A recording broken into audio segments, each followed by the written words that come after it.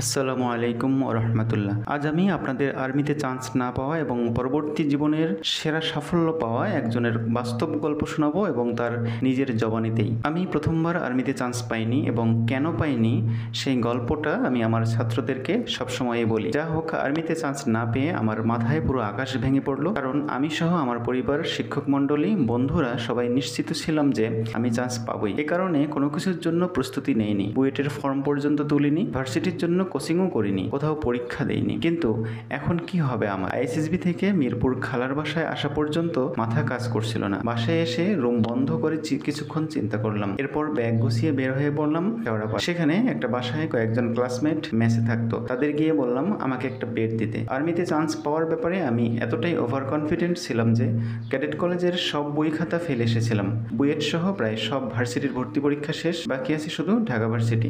ভেবে দেখলাম এই অল্প সময়ে সবগুলো বিভাগের প্রস্তুতি নেওয়া যাবে না। যেহেতু এসএসসি এবং এসএসসিতে মার্কস মোটামুটি ভালো থাকার কারণে মার্কস পোর্শনের স্কোর ভালো হবে, তাই ঠিক করলাম ঘ ইউনিটের জন্য প্রস্তুতি নেব। হাতে ছিল 2 মাস। এই সময় বাইরের কেউ আমার চেহারা দেখেনি। দিনরাত প্রস্তুতি নিতে থাকলাম, ঘুমের মাঝেও পড়া ওড়াতাম। এরকম পড়া আমি এসএসসির আগেও পড়িনি।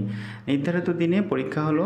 বাবা মা সহ আত্মীয়রাও আমাকে নিয়ে খুব টেনশনে, কি হবে এই ছেলেকে দিয়ে, ক্যাডেট থেকে পাশ করে কোথাও চান্স পায় না, এই 6 বছর তাহলে কি করলো। আমার নিজেরও আত্মবিশ্বাস একদম তলানিতে, তাই পরীক্ষা দিয়ে কাউকে বলিনি পরীক্ষা কেমন হয়েছে। সোজা রংপুরে বাসায় গিয়ে আত্মগোপন করলাম। যাওয়ার আগে ঢাকা ভার্সিটিতে পড়ুয়া খালাতো ভাইকে রোল নাম্বার দিয়ে বললাম, রেজাল্ট ভালো হলে জানাবা, না হলে চুপ করে থাকবা। ঢাকা ভার্সিটির ভর্তি পরীক্ষার রেজাল্ট 3-4 দিনের মধ্যেই দেয়। এই কয়েকদিন আমি পাক্কা মুসলমান, পারলে তাহাজ্জুদ নামাজও পড়ি। কত কিছু যে মানত করেছিলাম, মনে হচ্ছিল কয়েক যুগ ধরে পুলসিরাতের ওপর দাঁড়ায় আছি। মঙ্গলবার চলে গেল, রেজাল্টের কোনো খবর নাই। আমি রুমের এক কোনায় শুয়ে বসে থাকি। মা মাঝে মাঝে এসে দেখে যায়। বাবা অফিস থেকে এসে ফিসফিস করে মাকে জিজ্ঞেস করে, রেজাল্ট দিয়েছে, বাবু কি ঠিক আছে? বুধবার সারাদিন চলে গেল, কোনো খবর নেই। সারাদিন টেনশন করে একটু আগেই ঘুমিয়ে গেছি। মাঝরাতে হঠাৎ মা এসে ধাক্কা মেরে ঘুম ভাঙিয়ে বলে, তোর রোল নাম্বার কত?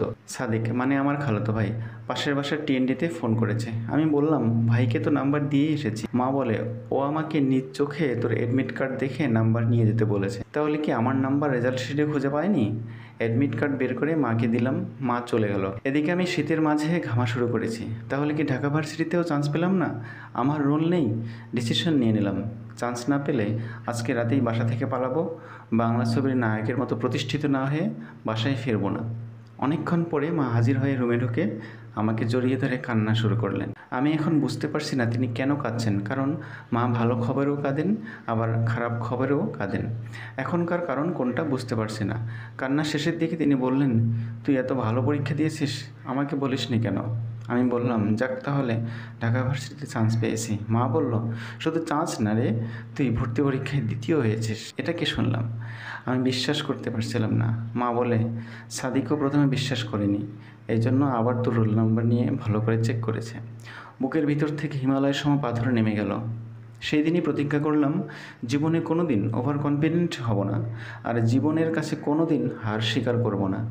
নিজের এই সাফল্যের কথা বলতে লজ্জা করছিল, কিন্তু মনে হলো এসএসসি পরীক্ষা দেওয়ার পর যে সকল ছাত্রছাত্রীরা পড়াশোনা বাদ দিয়ে ঘুরে বেড়ায় অথবা হতাশায় থাকে, তাদের জন্য আমার এই গল্পটি হয়তো অনুপ্রেরণা হিসেবে কাজে লাগবে।